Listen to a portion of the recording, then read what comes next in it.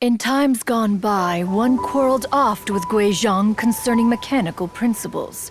We each had our ideals, and neither would yield. Under the pretext of a social gathering, one invited the impartial Rex Lapis to judge the quality of our creations.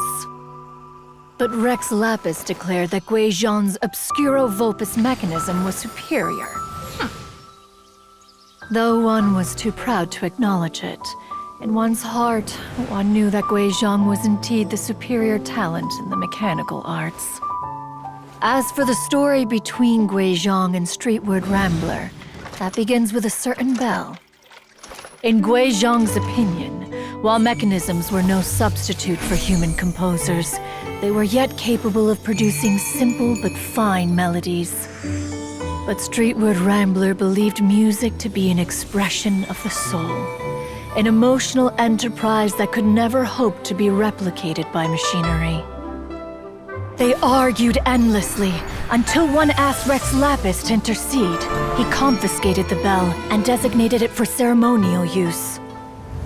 Thereafter, one would often find them convening in the mountains, discussing music, mechanics, and all the affairs of the mortal world. But these good times were not to last. War broke out between the gods, and soon engulfed the Guili Plains.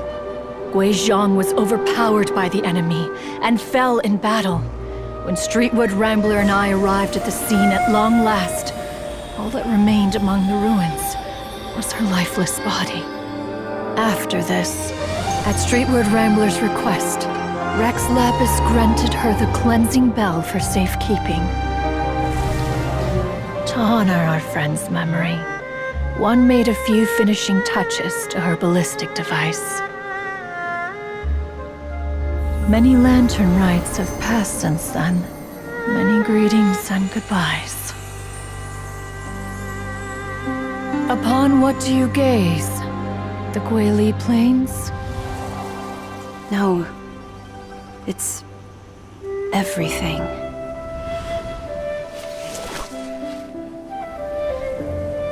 We think of human life as like a lantern that's lit one minute and extinguished the next.